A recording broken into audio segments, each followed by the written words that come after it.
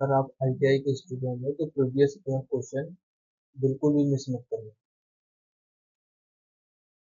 पहला क्वेश्चन है, सामान्य प्रयोजन के लिए खुरदरापन के मानकों को 12 ग्रेड में वर्गीकृत किया जाता है। यह क्वेश्चन ऑर्डिनेंस 30 मेंढक 16/4/2017 का क्वेश्चन है। ऑप्शन एक है 1 से 12, N1 से N12, 0 से 12, N0 से N12। इसका सही आंसर बताओ आप कमेंट बॉक्स में। बताओ सही आंसर क्या होगा। इसका सही आंसर होगा N1 से N12। ठीक। दूसरा प्रश्न है, उन परिस्थितियों के लिए जहां स्नेहक लुब्रिकेशन मुश्किल है इस प्रकार की घर्षण में बेरिंग सामग्री का उपयोग किया जाता है। ये भी ऑर्डेंस 50 मेंढक 16/4/2017 का पेपर है।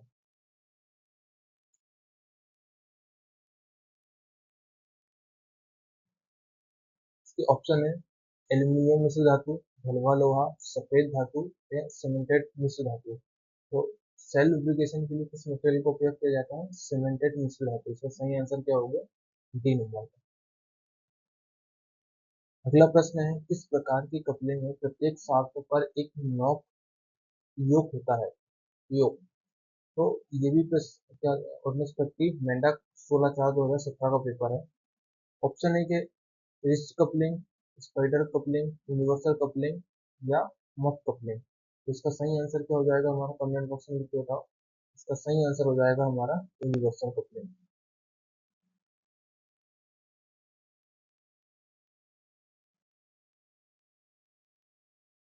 अगला प्रश्न है, स्लिप गेज की सटीकता की जांच के लिए किस प्रकार के अणु का उपयोग किया जाता है? पहला ऑप्शन है interferometer, dial touch indicator, spirit level, straight edge. ये प्रश्न भी ऑर्डिनेंस 30 में आया हुआ प्रश्न है, प्रीवियस ईयर क्वेश्चन है ये। इसका सही आंसर हो जाएगा हमारा इंटरफेरोमीटर। अगला प्रश्न है, बेरिंग के अक्ष के समांतर लगाए जाने वाले लोड को कहा जाता है? क्या कहते हैं इसको? ऑप्शन देखते हैं। सकेंद्रीय लोड कहते हैं, केंद्रीय लोड कहते हैं, अक्षीय लोड कहते हैं या रेडियल लोड कहते हैं? तो इसको हम क्या कहते हैं? अक्षीय लोड कहते हैं। बेरिंग के अक्ष के समांतर जो लोड लगता है उसको हम अक्षीय लोड कहते हैं।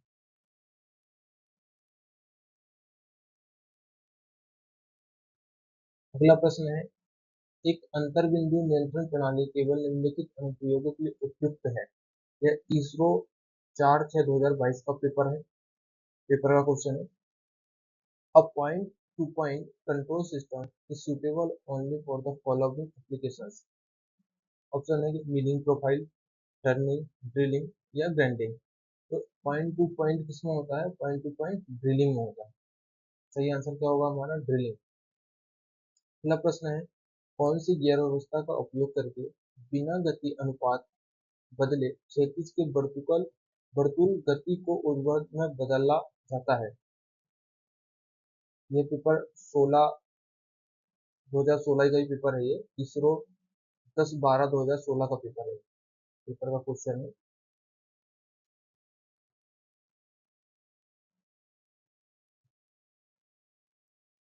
Which gear arrangement used to change the circular motion of horizontal to vertical without change its speed frozen ratio? Option A है 2 स्पर गियर, 2 स्क्वायर गियर का उपयोग करके हम क्षैतिज गति को वर्टिकल को हॉरिजॉन्टल को वर्टिकल में बदल सकते हैं। दूसरा है हेलिकल गियर का उपयोग करके बदल सकते हैं। तीसरा 2 वेबल गियर का उपयोग करके बदल सकते हैं। बर्नौली गियर का उपयोग करके बदल सकते हैं। तो हॉरिजॉन्टल को वर्टिकल गति में बदलने के लिए हमको 2 वेबल गियर की जरूरत पड़ती है। इसका सही आंसर क्या हो जाएगा हमारा? 2 वेबल गियर। अगला प्रश्न है, प्रतिबल का मतलब होता है? प्रतिबल क्या होता है? किसी इकाई क्षेत्र में लगने वाले आंतरिक बल को हम प्रतिबल कहते हैं। तो इसका फॉर्मूला क्या होगा? ऑप्शन है area upon load, load into area, change to length upon original length, या डी नंबर का होगा लोड अपॉन एरिया। इसका सही आंसर क्या हो जाएगा? इकाई क्षेत्र में लगने वाले आंतरिक बल को हम प्रतिबल कहते हैं। तो डी ऑप्शन हमारा एकदम करेक्ट हो जाएगा।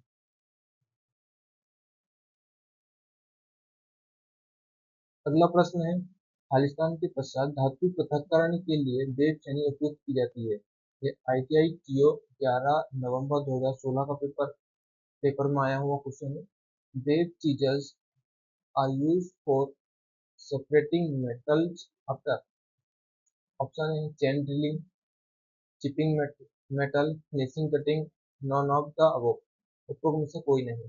तो वेब चीजल का उपयोग कहाँ करते हैं? वेब चीजल का उपयोग चेन ड्रिलिंग के लिए हम करते हैं, जिसका ऑप्शन नंबर सही हो जाएगा।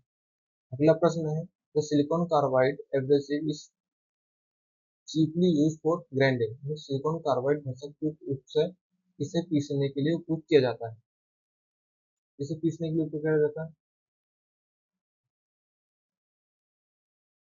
ऑप्शन है ceramic, cemented carbide, cast iron या उपरोक्त में सभी। ये प्रश्न जो है ITI TO 11 नवंबर 2016 का प्रश्न है। तो इसका उपयोग सिलिकॉन कार्बाइड भसक का उपयोग उपरोक्त सभी मटेरियल को ग्राइंडिंग करने के लिए करते हैं। तो इसका डी आंसर इसका सही हो जाएगा। इसी तरीके के क्वेश्चन यदि आप चाहते हो और भी आगे देखना, तो मेरे चैनल को लाइक और सब्सक्राइब करें। और अगली क्लास में इससे ज़्यादा टफ क्वेश्चन होंगे। इस क्लास में मैंने 10 प्रश्नों को कवर किया हूँ। अगली क्लास जो आएगी उसमें लगभग 50 क्वेश्चन की एक क्लास होगी, जो आपकी ITI और SPMCL देवास नासिक जो वैकेंसी निकली है उसके लिए बहुत ही महत्वपूर्ण होगी। तो क्लास मिस मत करिएगा। आने वाली क्लास की नोटिफिकेशन तुरंत मिले इसके लिए मेरे चैनल को लाइक और सब्सक्राइब जरूर कर दीजिए। Thank you.